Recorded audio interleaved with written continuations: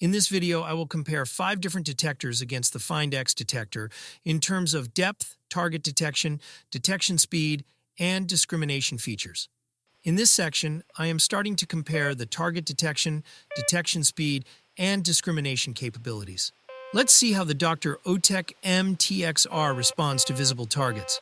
The detection of a single coin looks good. It signals 2 coins as if they were 1. For 3 coins, it either doesn't detect them or signals as if it's just 1. This is not good at all. It's not performing proper target identification. It detects nails well when the junk rejection feature is off. I turn off the junk detection to avoid detecting nails. It does a good job of eliminating them. However, it doesn't detect the coin among the nails. This is frustrating and not acceptable. Let's see how the X-TERRA Voyager responds.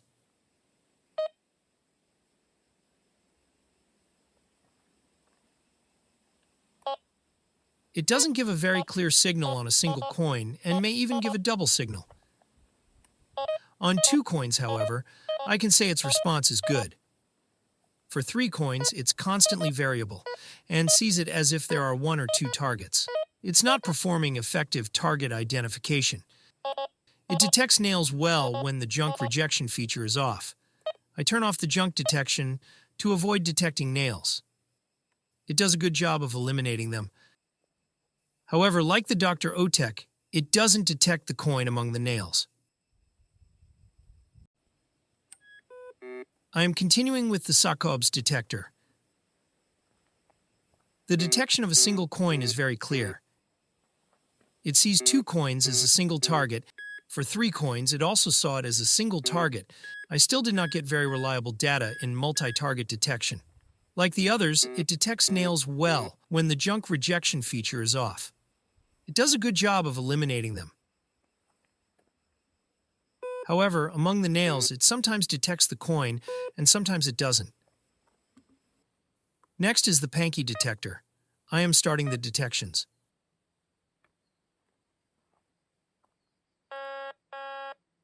The detection of a single coin is very good.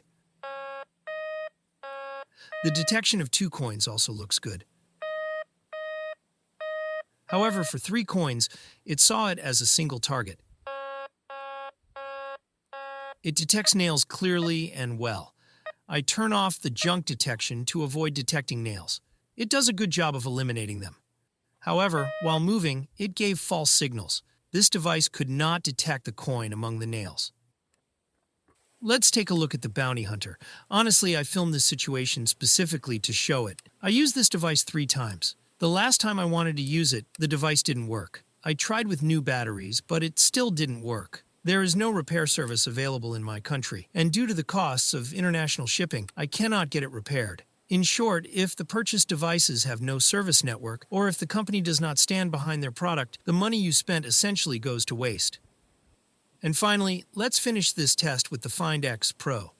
I will leave you to experience the detector's responses and sounds on your own.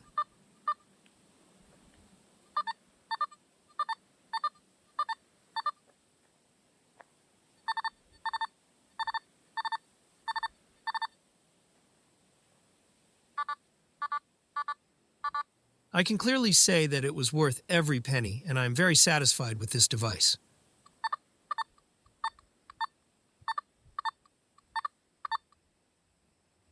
In this section, we will conduct a depth test. At the same time, we will also see the stability of the devices. I am approaching the target with maximum sensitivity using the DR.ÖTEK MT-XR.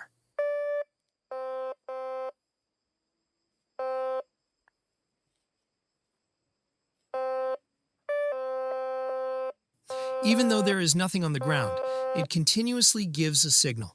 Additionally, it cannot detect the buried target at maximum sensitivity. I cannot perform searches with high sensitivity using this device. I have to lower the sensitivity. The ground noise signals are no longer coming through. It didn't detect the target at high sensitivity. Even though I could search at 1 level lower sensitivity, the fact that it still can't detect the target has led me to give up on this device. Let's see what kind of result I had with the X-TERRA Voyager. I encountered a situation worse than the maximum sensitivity of the DR.ÖTEK MT-XR. The device never stops. It continuously gives a signal. It's impossible to search or find a target this way. Even though I reduced the sensitivity by 2 levels, I still cannot proceed. I have to lower the sensitivity by 1 more level. Now there is no signal sound. Listen carefully. As you shake the device, it makes creaking noises. Since the sensitivity is low, it does not detect the target when you approach it. Even if the sensitivity were at maximum, I don't think it would be able to detect it.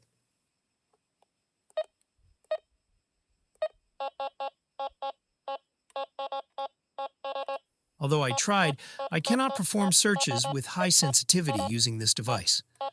This is why I gave up on this device as well. I am continuing with the Sakobs detector. I want to make this point clear. Because this device has very low depth, it is not affected by the ground and provides the possibility of noise-free searching. Due to its low depth, it can only perform surface-level detections. Unfortunately, this device cannot detect the target due to its low depth. This is the reason why I will not be using this device. I am continuing the depth test with the Pancky.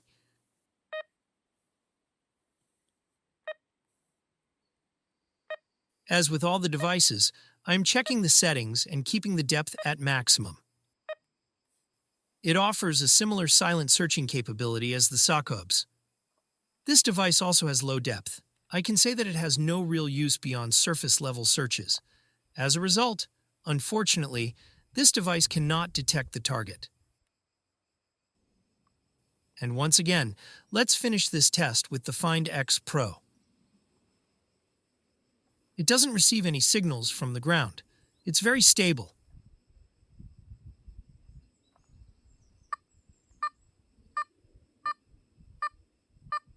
It proves to be a deep device with every pass over the target. I want to add this as information to the tests I conducted. The 5 different brands of devices I bought and regretted are very similar to each other. The batteries being placed through the back cover and the cables hanging down clearly indicate that the products are of poor quality, like cheap toys. Additionally, I was constantly spending money on batteries. The risk of damage while changing the batteries was also frustrating.